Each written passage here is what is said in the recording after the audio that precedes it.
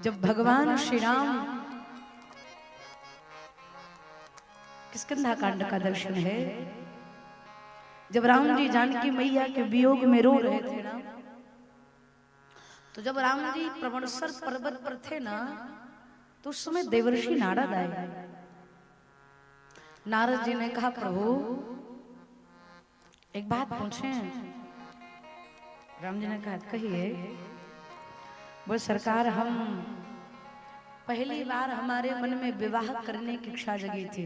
परसों चरित्र सुनेंगे हम आप। पहली बार हमारे मन में विवाह करने की इच्छा जगी थी प्रभु, आपने हमें बंदर का मुख बनाकर हमारा विवाह काट दिया। शंकर जी बार बार मना करते रहे कि विवाह नहीं करूंगा, आपने जबरदस्ती उनका करा दिया और हमारा फुल मन था विवाह करने का, आपने मेरा होने नहीं दिया। काहे नहीं होने दिया? ऐसी कौन सी त्रुटि हो गई थी मुझसे जो आपने मेरा विवाह नहीं होने दिया? राम जी मुस्कुराए, बोले नारद जी, आज तक आपने वजह नहीं पूछी और आपने पूछा नहीं तो हमने बताया नहीं। आज आप पूछ रहे हैं तो हम आपसे बता रहे हैं। नारद जी, जो जीव, बहुत ध्यान से समझिएगा, कथा का सूत्र है ये, जो मनुष्य, हम अथवा आप में से कोई भी, जो जीव समस्त संसार के आस से, विश्वास से मुक्त होकर के मेरी शरण में आता है, उससे मैं उस प्रकार से प्रेम करता हूं जिस प्रकार जिमी बालक राखई महतारी। देवर्षि, जो समस्त संसार के बंधनों से मुक्त होकर के केवल मेरी शरण में आकर के प्रणिपात हो जाता है, शरणागति ले लेता है, उसको मैं उसी प्रकार से अपने हृदय से लगा कर रखता हूँ जैसे 2 महीने के बच्चे को माँ अपनी छाती से लगा कर रखती है, उसी प्रकार से मैं उसे प्रेम करता हूँ। और हाँ, 2 महीने का बच्चा अगर अपनी माँ के साथ ननिहाल जा रहा है, मामा के घर, तो 2 महीने के बच्चा अपनी मम्मी से नहीं कहेगा, माँ कपड़े, अपने कपड़े के साथ 2-4 कपड़ा मेरा भी रख लेना। कहेगा क्या? माँ मेरे लिए पाउडर भी रख लेना। कहेगा क्या? लेकिन माँ अपने बच्चे की जरूरत की सारी सामग्री को अपना भले कम रखे, लेकिन अपने बच्चे की सामग्री पूरी रखती है।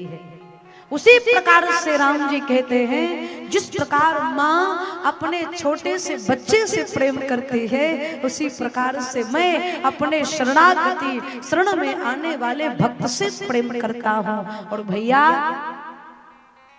अगर जिस भक्त से मैं प्रेम करता हूं उसके हित के नहीं, उसके परम हित के बारे में मैं सोचता हूं।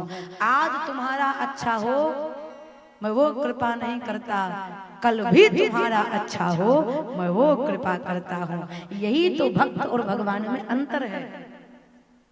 हमारे गुरुदेव भगवान कहते, हम जो चाहे वो हो जाए, तो बाजा बजवाइए,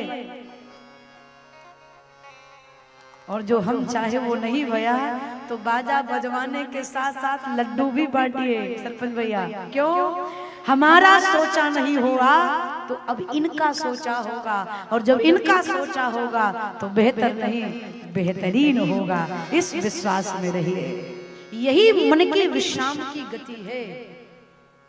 हर परिस्थिति को हम मुस्कुरा कर स्वीकार कर लें तो समझ लीजिए, सुनत श्रवण पाई विश्राम। और ऐसे कोई कथा सुनने से विश्राम नहीं मिलेगा। विमल कथा कर कीन्ह आरंभ, भाव सुनत न साए काम मददम भाव। विमल, भगवान की कथा कैसे विमल, बिना मल के। मल का अर्थ है विकार, दोष। संसार में कोई ऐसा जीव नहीं जिसके भीतर विकार ना हो। सबके भीतर मल भरा है, गंदगी भरी है, लेकिन इस संसार में एक ही चरित्र है जो बिना मल के है, विमल। रघुनाथ जी की कथा जिसको सुनने के बाद काम क्रोध मद लोभ मोह मत्सर धीरे धीरे समाप्त हो जाएंगे। पूज्यपाद गोस्वामी तुलसीदास जी महाराज कहते समाप्त कब होंगे? जब सुनि समुझे जन्म उदित मन मज्जहि अति अनुराग लहै चार फल अछत तनु साधु समाज प्रयाग। ये सरोवर है, इस सरोवर में हम आप गोते लगाएं। सुनो समझो, सुनी समझें। पहले सुनिए फिर घर में जाकर भैया समझिए। मज्जहि अति अनुराग, प्रेम पूर्वक इसमें गोते लगाइए और सुन लिए, समझ लिए, डुबकी लगा लिए, जीवन में इसको उतार लिए। फिर से निवेदन कर दूं, कथा में केवल हम आप मूर्ति बनकर ना बैठे, कथा भी हमारे भीतर बैठनी चाहिए भैया।